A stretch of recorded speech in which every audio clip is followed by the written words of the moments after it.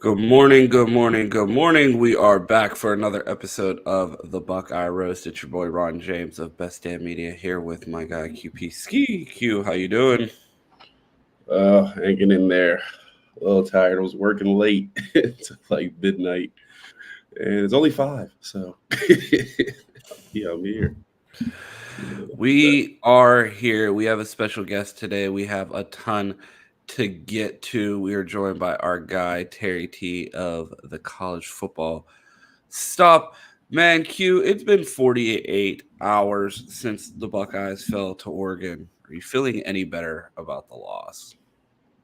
I mean, again, like no, I wish we performed a little bit better on the road, but I understand the sky is not falling. It's a good game on the road. You lose by one, don't play well, and I feel like we depicted a lot of things yesterday that didn't go well, all to really lose a thriller going down to the end of the game. So is it the best? No, but is it the worst? It could be worse. I mean, I think the only thing I walk out with is unfortunately Josh Simmons might not be back, but outside of that, there's a lot of fixable things with this team. Yeah, man, I'm not feeling any better. I feel still just as shitty as I did on Saturday, and I'm still hoping to get there. But I feel like 2 weeks before the Buckeyes play again is going to be a lot of time to reflect on this team. A lot of would have, could have, should have, a lot of uh, how can we be better? And I feel like we're going to have to sit with this loss for 2 weeks, especially being on the bye. How do you feel about the Buckeyes being on the bye after the loss? I feel like it would be riding high, good vibes, a great hate watch weekend ahead of us if the Buckeyes lost, especially with Texas, Georgia playing this weekend. The Buckeyes had an opportunity to become the number one team in the country. Um, just thoughts there on the bye week after a loss. How bad does that hurt? I mean, it does, but you think about it, the mentality of the players with so much to work on, that gives them a week to kind of maybe not have that letdown kind of next week that we can see they can go back, they can practice, don't worry about playing this week, come back. He played Nebraska, should be able to take care of business, and you got another chance to go on the road. And Penn State shouldn't lose before then, so another top three matchup on the road. You win that game, you're like, okay, like we may have blew one on the road, but we come back, beat a top three team on the road in a couple weeks, another tough environment, another big time test. You get over that, you look at this schedule, you're like, okay, we'll see Oregon down the line here. So as long as you beat the team up north as you should, and go there, and you'll have a chance to get them back. So, like I said, we've said it. Everything is back, and it's real good. Just 2 weeks later, have another top five matchup on the road to be able to reprove yourself, get that confidence back. So it doesn't feel any better. No, I agree with you there. But like I said, the opportunity is very close, and you get to turn around and right your wrongs. The Buckeyes fall to Oregon on Saturday, so obviously we had tons to talk about as the Buckeyes did not expect to go in and drop that game. But we do have some national news that we want to talk about before we continue to soak in our sorrows. But before we get started there, we want to bring up our guy Terry T to talk all things college football. Terry, how you doing? I'm doing good, man. How you guys doing this morning? Pretty good, man. Still getting over this loss, but the show must go on. Q, you had a couple national topics that you wanted to get to. Where are we starting? Yeah, I'll be quick. So I got Terry because I definitely want to hear what he has to say. Just want to run through the AP poll really quick here, just for an update for anybody who hasn't seen it. So currently, as it stands, Texas is one, Oregon's two, Penn State is three, Ohio State only falls to four. I want to ask that. Usually, we do not get the benefit of the doubt. So Terry, I will ask you, and Georgia is five. Are you surprised that we only moved back to four after the loss on the road? Yeah, I'm actually very surprised about that. I mean, um, it kind of makes you feel better about the game. You know what I mean? Like I'm to the point now with it where I heard you guys talking about it before. I wanted to get this off real quick, but I'm to the point where um, I'm cool. I'm okay with what happens as long as Oregon is actually like that. If Oregon goes out and loses two more games, then I'll be questioning that game more. But back to the AP poll queue. Um, I don't know, I think it's awesome, man. Like you think the Big Ten doesn't usually get their respect. And it seems like the AP voters or whatever coaches poll, I think the coaches was similar too.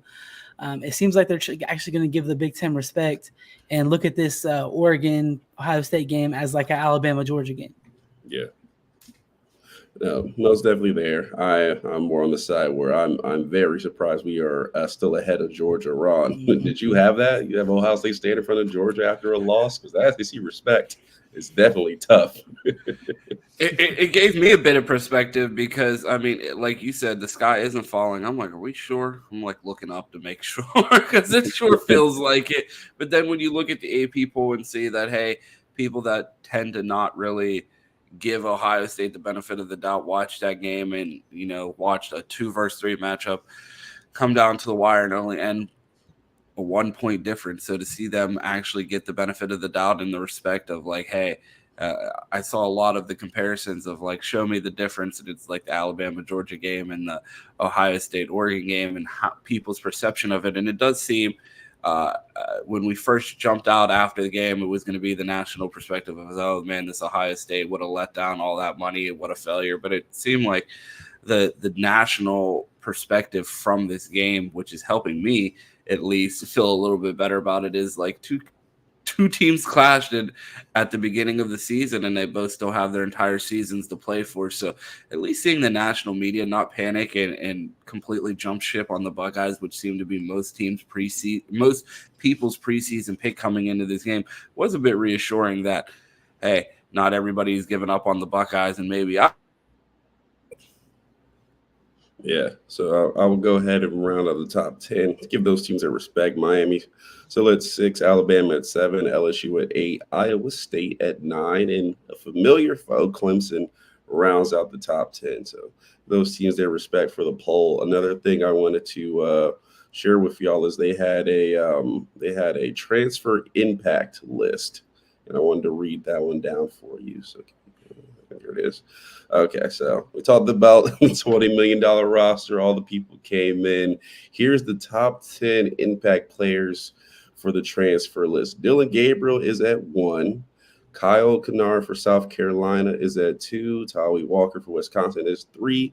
Evan Stewart for Oregon is at 4. Keon Sabb for Alabama at 5. Deion Pava, the Vanderbilt quarterback, at 6. Riley Leonard, Notre Dame at 7. Derek Hartman for Oregon at 8. Keaton Crawford for Arkansas, I believe. Probably a small school. I don't know the logo. At 9, and Jordan McLeod, another logo I don't know, at 10. So it's a smaller Power 5. Sorry for those teams. I recognize your logo off the bat. But 3 top 8 players from the transfer portal for Oregon, and no Ohio State guys in the top 10 for the impact. So, Terry, just want to get your reaction to that list. I mean, we spent a lot of money apparently, and no one else spent more than $10 in an Arby's coupon. But Oregon seemed to have found some gems in the portal. What do you think about that top 10 list? Yeah, I mean, if you take the list for what it is, it makes sense. Basically, they're saying Oregon didn't have players like that before, and they brought them in. Ohio State brought those guys in, but Ohio State was going to have players like that anyway. So they're not looking at that as an impact player, I would imagine. You know what I mean? But, I mean, obviously, we have a couple players on our team that transferred that have had a better year than Evan Stewart.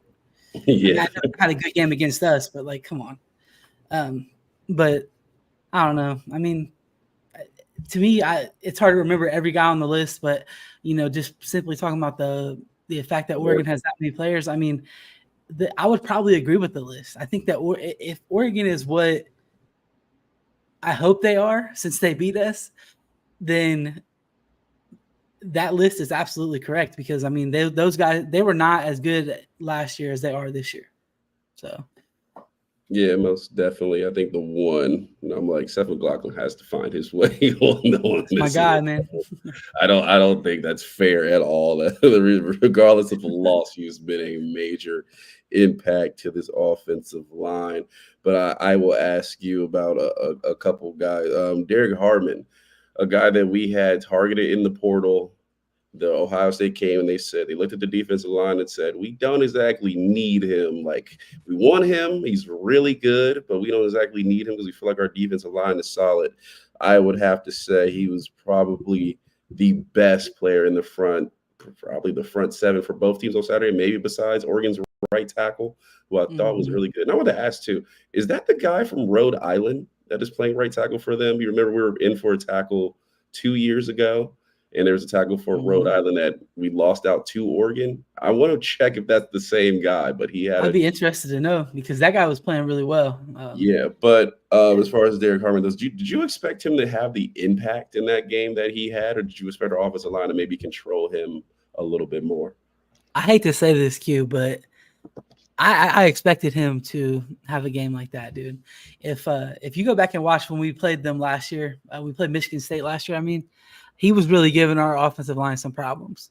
Yeah. And when they got him, I was salty about it because I really wanted to bring him into Ohio State.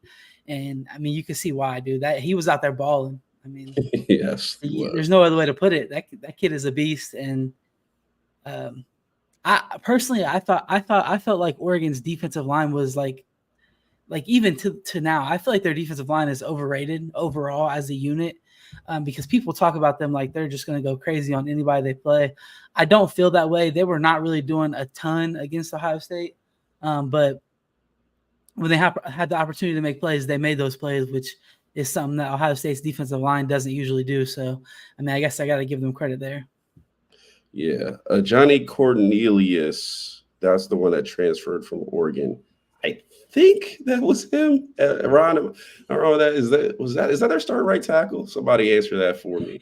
Johnny Cornelius, he was the one who transferred from Rhode Island to Oregon. We missed out on him last season, but we were able to get Josh Simmons in. But I don't remember if that's him or not, but that would be a huge difference at right tackle. I thought he was outstanding.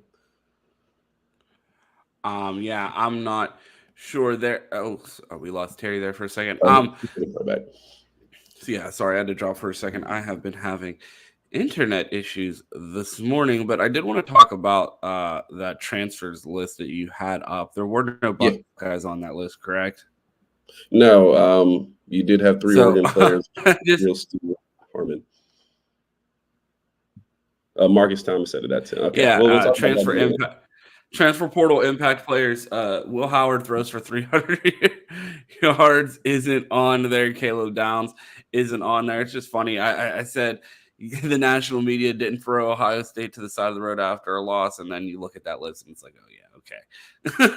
we're punishing the Buckeyes and pretending like their transfers haven't made an impact because they lost this last game. So it's good to see at least they gave them respect in the AP poll and decided to disrespect them on impact transfer graphics instead. Yeah, I would say it's like I said, I told Terry Seth McLaughlin not being on the other ones. I get it; they've had their spots here. Seth McLaughlin not being on the list is kind of crazy, but yeah, not too much respect there. But Cornelius is the one. Marcus told me that's him from Rhode Island last year that we missed out on, who played right tackle on Saturday, and he was outstanding. So another L in the portal, but all good. We move on. So. That's basically what I want to get to, because I want to give you, Terry, plenty of time. I'd like to know your thoughts on Saturday as a whole. What did you see? Where do you feel like this team is at? Where's your concerns? Go ahead. The floor is yours, and then we'll give you some follow-ups. Okay. Yeah, I mean, honestly, I am concerned about this team going forward, man, because I feel like Ohio State kind of lost this game the same way that they lose other big games. Now, before I start talking negative, dude, I want to talk about some positive things. So first off, as much as we can get upset with Ryan Day and how he handled the coaching in this game and said that he got outcoached, we have to put some respect on the fact that Ryan Day coached this game very, very, very aggressively. And that's something that, as Ohio State fans, we've had an issue with for the last couple years with Ryan Day, was that he gets in big games and then he chokes up and he doesn't want to be aggressive. He doesn't want to go for it on 4th down. He doesn't want to take risks. And he did that in this game. And, I've heard Ron talk about the last drive, how he threw the ball instead of running the ball. And I don't know, man, like if Ryan Day wants to be aggressive and that's his coaching style, that's what I want him to do, and I think that was a result of that. Unfortunately, obviously ended in a pass interference, which Ryan Day can't predict that. But if they don't call that pass interference, I mean, Ohio State's going to win that game with a field goal. So I mean, I don't hate the call by Ryan Day there, but I love his overall aggressiveness in this game. Yeah, I think Ron, and I mean, I answer for you, but the bigger issue was just it's more the preparation. You know, you're going into the season not having a guy who can kick where you're comfortable enough maybe to not take that extra risk. You think you're at the 30, we run 1 or 2 downs and just kick it and game over. But like, so you can't predict the pass interference on the outside. It wants to make it as easy as possible. And certainly things happen. But I would say nearing the end of the game, I think the more thing is we've done a lot of this end of the game stuff and it hasn't really worked out. And because Ryan Day is the offensive mind and he's kind of like, okay, he wants the ball going down the end because he has so much trust in his offense. It hasn't really worked out, to be honest. A lot of people put Jim Knowles on the chopping block, but it's not like his defense not getting a stop when, you know, on a walk-off touchdown. It's more so we have the ball, we have enough time to run a 2-minute drill, and we get down there and not executing you. Does that bother you, Terry, going down the line that a lot of times it has not worked out, maybe except a familiar foe like a Penn State where it usually does, but against everybody else it does not? I mean, even against Penn State, dude, since Ryan Day has been the head coach, we've had so many like heartbreaking losses that came down to the very last play of the game. And I think we've had 0 heartbreaking wins for the other, breaking losses for the other team. Notre Dame, the fucking biggest win in the Ryan Day era after Clemson. I forgot about that one. I was rooting against us in that one, y'all. That's another conversation. We're not going to go there. I mean, okay. So we had the Notre Dame one, who ended up losing to a bunch of garbage teams after that. So cool. We had a nail biter with a trash team, but against the best teams, we've never won one of these games. And I think, that's one of the biggest problems and why this game kind of, I guess, hurt so much as Ohio State fans is we had all this momentum in the offseason, dude. Like, can you think of an offseason ever that was as crazy as this last one for us? Like, it was momentum. It was constant. Like, Ohio State's building this team, blah, blah, blah. They haven't played nobody. That's cool. Now it's finally time to play somebody, and you lose. It's just like, it's the Ohio State experience in the Ryan Day era. Every day, every year, you're convinced this is the year, and then they don't get it done. The Buckeyes fall on Saturday. They still have all of their opportunities ahead of them as far as winning the Big Ten championship, beating the team up north, and winning the national championship. But what was the biggest concern that you saw on Friday that needs corrected if the Buckeyes are going to complete all of their goals that they set this year? Yeah. So the biggest concern to me, dude, is this Jim Knowles defense. And when I say that, dude, I mean it more specifically. Like, obviously, Jim Knowles has a top 5 defense. He has, blah, blah, blah, blah. He has all this stuff at Ohio State, all these players. Every time that we get in a big game, I feel like Jim Knowles gets out-coached. I feel like our guys are just getting schemed up constantly. Now, obviously, there was a couple issues with Denzel Burke getting beat. I mean, you don't expect that. And even Jim Knowles had to not expect that. Like, you don't expect your 4-year starter to go out there and have a terrible game and just not be able to stick with anybody. So I can't blame him for that part, but it's just like what people don't remember about that game is there was a ton of times where the guys were just schemed wide open down the middle of the field. They're running the ball on us because we're not rotating the D line at all. And you're watching the guys physically get tired. Then one of them gets double teamed, pushed back 5 yards. There's a big hole and there's nothing that the other guys can do about it. So I don't know. Jim Knowles' defense really worries me. And I kind of felt that way coming into the year also. Q, if the Buckeyes had to fix one thing to complete their goals this season, what would that be? I'm kind of caught between two. So if you don't mind me, I'll steal a second one here. I mean, I think you have to start with the tackling. I thought the tackling was timely, very bad on Saturday. Lathan Ransom misses one, and then that goes for a touchdown. I think we had a stop on 3rd down to quit the momentum because it was very much going back and forth game. And I thought we had a really good chance to stop Oregon there. especially going into the first half and guys missing one-on-one tackles. I thought that was kind of rough and definitely needs to be corrected as fundamentally.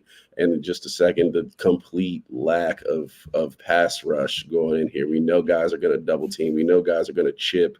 And every year we come in and we make that excuse of like, oh, guys are getting the ball out. Like, it's early. We're playing nobody. They're not going to hold for 2 seconds. Dillon Gabriel held the ball for it. Like you said, he could have baked, donuts for everyone back there and had them ready by the next play.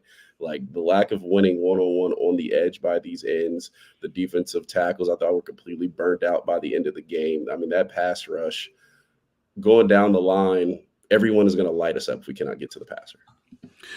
Yeah, I think both of you guys make good points there. Someone noted in the chat, the biggest thing is how do they replace Josh Simmons? We didn't really get to that in the show yesterday. We talked about how the Buckeyes have been relatively healthy and haven't had to deal with the injury bug. We saw that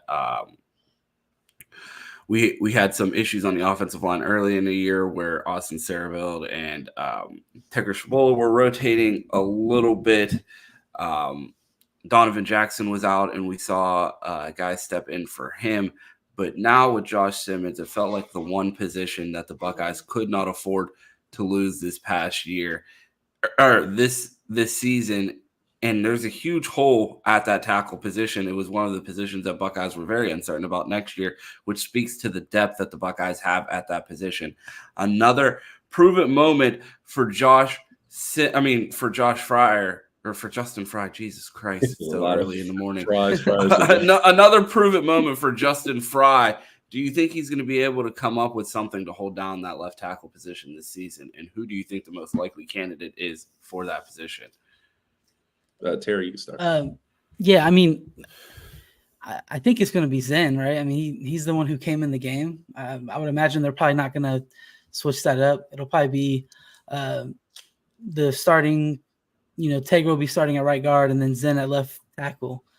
I don't know, man. I think that they'll be okay. I also think that it is going to hurt. Like, we're going to see that pop up. We're going to see Will Howard get hit or something like that from not having Simmons out there because he was having a phenomenal year. I do want to just say real quick for Simmons, dude, I hate to see that, man. I mean, the kid came over from, San Diego State, wherever it was the most penalized tackle in all of college football. Kind of had a good year of development last year, and he was looking like a first-round pick this year. But, I mean, it's like you said, Ron, it's a prove-it moment for Fry. And, honestly, it's a prove-it moment for Ryan Day and Chip Kelly. Like, if your left tackle is not a first-round left tackle, then go out there and make your scheme to where you don't need your left tackle to be a first-round left tackle. You still have – it's not like you lost Jeremiah Smith, Emeka Ibuka, Travion Henderson, Will Howard. You didn't lose your whole team. You lost your left tackle. Go out there and scheme it up and make it work. I'll follow that. I think we have a couple options we have here. Obviously, they've rotated guys. They've tried guys at different positions. I think you maybe go with your best talent at left tackle. If that is moving Tegra out, he was the 5-star all-everything tackle that we waited to play. And I think because the tackles were solidified, they moved him in the guard to kind of get that experience. Maybe you move him out the left tackle with a bye week and say, okay, we got a couple of weeks to get you right. You'll go to Nebraska. It'll be a tough test. And then we'll go on the road to Penn State and see where we are. Or you can keep him in there and let Zen play. He didn't play bad by any means on Saturday. I think the coaches will probably know better than we are, but I think Will Howard still gives you that ability we see to make plays with his legs to not exactly have, an all-world left tackle and be able to survive that. So I think there's a couple options you can do here. Yeah. I'm not scared about the offensive line going forward, but I think it's something that we need to see more games and it will be revealed as time comes. But luckily, we do not have a statue back there. Yeah, I don't think that this left tackle position is settled. I think they're going to try anybody and everyone at that position before they settle in and hand it over to Zen. I think you will see Donovan Jackson take an attempt at left tackle. I think you will see Tegra Shabola take an attempt at tackle again. I think you may see Austin Sareveld. I see someone in the chat said that that they may give a look at George Fitzpatrick, a guy that I know the Buckeyes were really high on in the offseason and made an effort to keep at Ohio State. So I definitely think that this left tackle position is not settled. You heard Ryan Day say in the preseason that they had Sarafeld repping at guard and tackle, a guy that we've already seen get a lot of snaps for the Buckeyes. I would be shocked if Zen ended up holding that position uncontested the entire season. I saw some people say he played well. He was the lowest graded player on offense by PFF, and I feel like the short game and Will Howard's legs really hid his struggles towards the end of the game, and it's not going to be sustainable for the entire season. You've heard people say in the offseason, you've heard Ryan Day talk about the issues that they've had in the offensive line when they had injuries. We know that they had that sickness go through the Woody during the preseason, so it gave a lot of these guys opportunities to get reps, so maybe a blessing in disguise there. I want to talk a little bit more about the defense. It seems like the Buckeyes are not the defense that we necessarily thought them to be. The pass rush was missing on Saturday. Our secondary seemed to struggle in coverage. Do you think that these are things that are correctable? These have been guys that are here for 4 years. I mean, when you talk about the concerns that we saw on Saturday, they're all related to positions, people, groups of the 2021 class that came back that were supposed to be the leaders of this team to carry us to the promised land after 3 years of disappointment. And they followed up with another disappointing loss and played massive roles in it. JTT and Jack Sawyer both felt like they were nowhere to be found.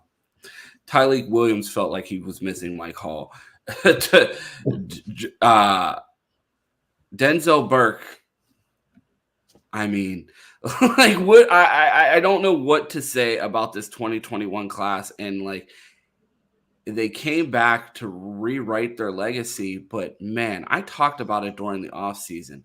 How is this class going to be remembered if they don't win anything? And I see people in the chat saying long season for college football may not be as long for the Buckeyes. Are you worried about this season? And are these guys going to leave Columbus potentially without correcting any of the things that they allegedly came back to fix? I think the one thing I can't bring myself to say on camera yet is that I think that Michigan can beat Ohio State. I'll say it right now. I think Michigan can beat Ohio State. They've looked really bad, dude.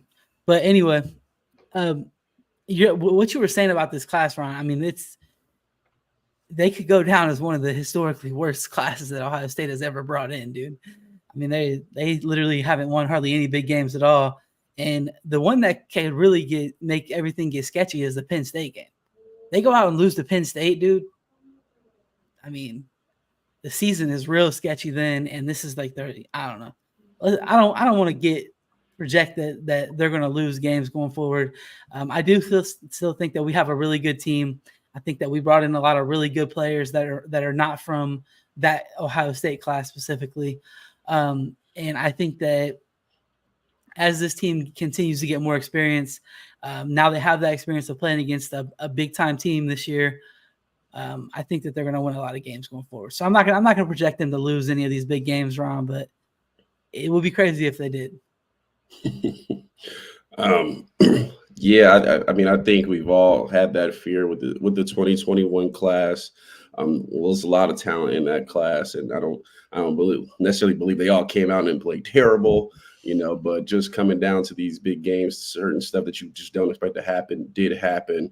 But I will say this is, again, when we lost that early game to Oregon. Since then, we've pretty much been in a game against Michigan at the end of the season looking to go to the playoffs and try to go win a national championship from there. This is the first time kind of in the middle of the season where it's kind of hitting that reset of we'll lose that game that maybe an Alabama or Georgia usually loses, and they turn it around. And by the end of the season, they're ticking and is able to get the team on board. So I think there's a lot of corrections in this team. I think I got a lot of guys who can look in the mirror. Yes, you can lose that Penn State game. Yes, you can lose that Michigan game. You can lose those games every year, and they've found ways to somehow survive until the Michigan game until now. So definitely a lot of guys got to look in the mirror and go back to the drawing board. We just lost to Oregon 3 years ago. I said that. Oh, I missed that. I thought you said that we were able to survive towards the Michigan game. I'm like, I started with the Oregon loss. First thing I said. I said outside of that Oregon 2022 game, it usually is trying to win that Michigan game going into the playoffs. But what did we spend that entire 2022 year trying to convince ourselves when they lost to Oregon the first time? It was Gary Combs. Everything's fixed. It's gonna be fine. When we play Michigan, we're still gonna beat them. Ron's spitting right now. We'll see. I mean, I've fucking seen this movie before. It sounded just like this after. Oh no, we could fix it. There's things. No way we look that bad again. Defense got torched and everything. Well, time for Michigan. Michigan's gonna go up top on us. I would say at least on this team, we have somewhat of an arrangement of Jimmys and Joes that it should be able to get fixed. I don't think anybody believes that's a Denzel Burke we're going to see for the rest of the season. I think everyone's main concern is that he also said there's no way that we're not going to be able to stop counter the rest of the year. And my biggest concern is with the pass rush, because that might be the pass rush that we see every year. I mean, I don't know, calling somebody on that defensive line or a linebacker that can rush the passer. But I believe the secondary will be fine. I believe the linebackers will be okay, even though I don't know why Alvaro Reese played 5 snaps, but that's not my decision. I think our defensive line, we need some faster defensive linemen. Like, I mean, I said this point to Ron on Friday. I mean, it's at a head to this point where if I'm Jim Knowles, I'm making radical changes, because we talked about it. Dylan Stewart would be the best pass rusher on this team, and he's been in college for 2 months.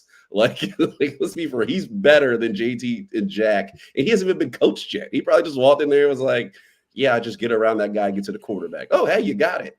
Like we see Colin Simmons, we see these guys that are 5 stars that go to other schools, and they are dominant pass rushers very early in their career, and it's natural for them. I mean, JT, he's fucking 280. Like he's a great run stopper, but he hasn't shown the consistent ability to get to the quarterback. Jack Sawyer's team, he was the guy everyone talks about Denzel Burke. Jack Sawyer was the fish on defense as far as getting to the pass rusher. They said, nah, we're good. We'll guard him one-on-one. We won't chip him and he'll never get there. And he never did. Not a sack on Saturday.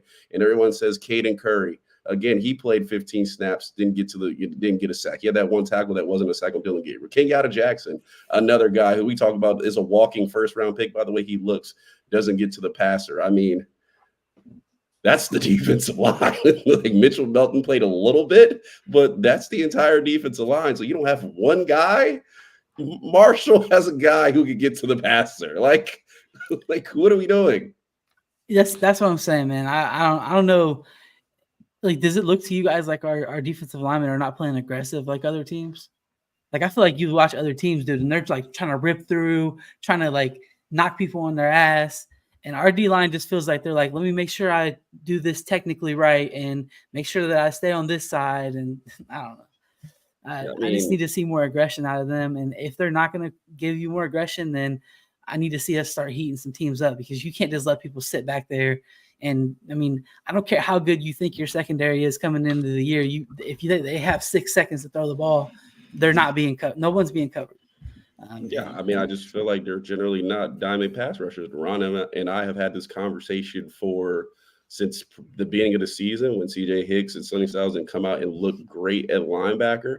We're at the point where, for Ohio State's sake, CJ Hicks and Sonny Styles might have to go play edge to save the defensive line and not their own careers as linebackers on this team, because it's like now, like, we got to do something. Like we need somebody to get to the passer. So this may be more for Ohio State's sake than their sake by themselves. Like, dude, at this point, give me, I guess I shouldn't say this, but what I was going to say is give me someone who maybe will lose contain every now and then or something like that, but it's going to actually go out there and make some plays.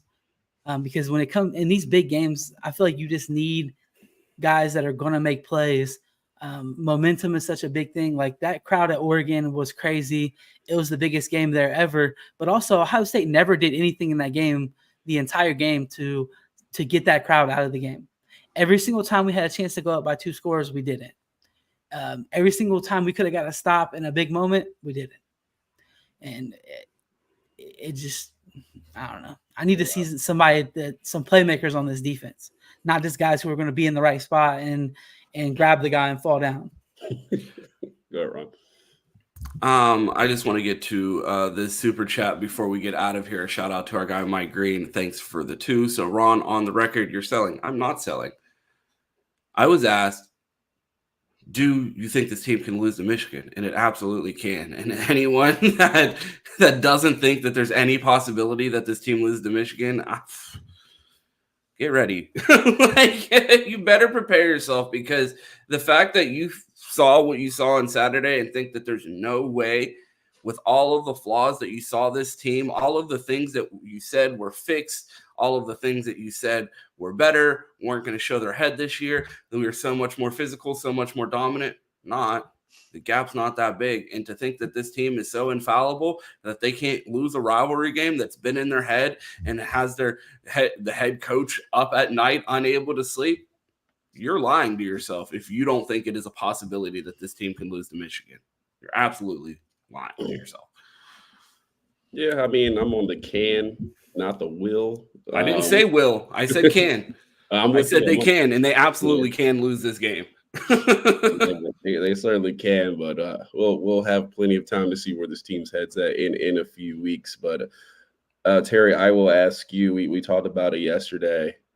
Penn State on the road has been going into Death Valley or going into Georgia. It's the toughest game. Typically, we play every other year of surviving and trying to get out. But every time we've gone in there, we've had a first-round quarterback that will bail us out and somehow find ways to make plays and make throws to get us out of there with a win.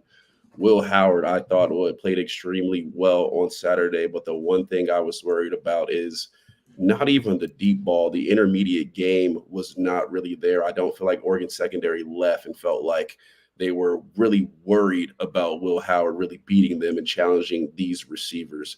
I feel like it will be the same thing at Penn State.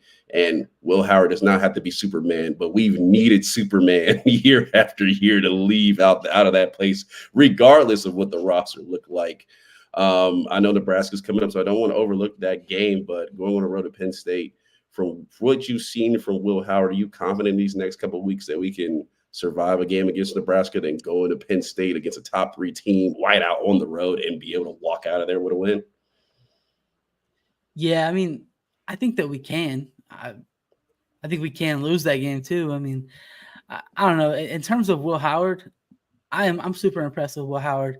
I think that what you saw from him in the Oregon game was like exactly what we expected from him. That's we brought him in here. And we're like, hey, don't mess it up. Now he obviously needs to clean up the mistakes. The fumble was big time. You got to clean that up, especially in a big game. Like if you're going to have that fumble in a game where we're up by 14 points against a bad team, like, okay, clean that up. But in a big game, those cannot happen. Cost Ohio State a possession there. But I do think that Will Howard is good enough to where we'll be able to go in there and beat Michigan. And he's veteran enough too. Like he's played big games on the road. Obviously another experience here at Oregon, and he was almost able to win that game. I mean, he did a lot of good on that final drive to get Ohio State all the way down to what would have been the 19-yard line on the play where Jeremiah got what was it, 19 or 29, whatever, when Jeremiah got the penalty on him.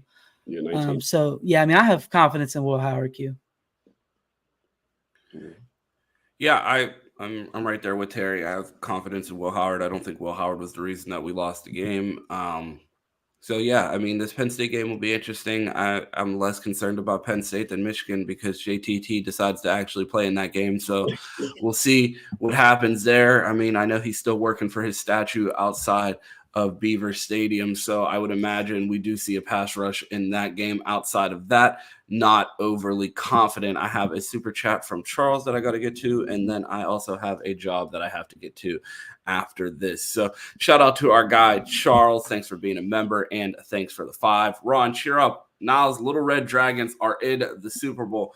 My only football team that's getting it done for me. I know the Steelers won this Sunday, but man, I was still sulking in the loss from the Buckeyes, but I'm glad to hear that the Little Red Dragons are in the Super Bowl. At least I root for one winner, so that's exciting to know. We appreciate our guy Terry for joining us. A little bit of a late start today. Sorry about that, guys. I wanted to give a shout out to our guy Ryan, who was the first chat yesterday. Didn't give him a shout out on the show yesterday. Appreciate you tuning in. Sorry about that. Shout out to the members. Shout out to Paz. Shout out to Charles. And of course, shout out to Gmo, the first chat of the day, talking about Kyle McCord this morning at 8:10 this morning. So shout out to Gmo. Appreciate everybody tuning in. There's 200 people watching. If you're watching on YouTube, make sure you smash that like button. If you're on Twitter, go ahead and throw a retweet on that video. I'm running a little late, fellas. I wish we could talk more, but I have to go. Can you let the people know where to find you guys at? Yeah, man. You can find me at CFB_stop Twitter. That's it. Go on, Q. You also catch Terry tomorrow on the Fans Edge. Don't forget about that. I was trying to be quick for Ron. Oh, no worries. You're good. And y'all know where to find me, man. See what Quinn on Twitter, Ron Johnson, all that good stuff. Ron, get us out of here.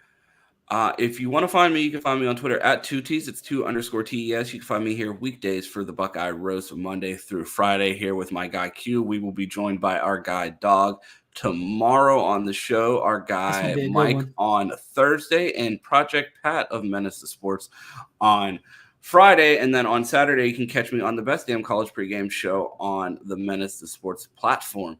We appreciate everybody tuning in today. Despite my despondent mood, it's still go Bucks in OH. Ayo. Yeah.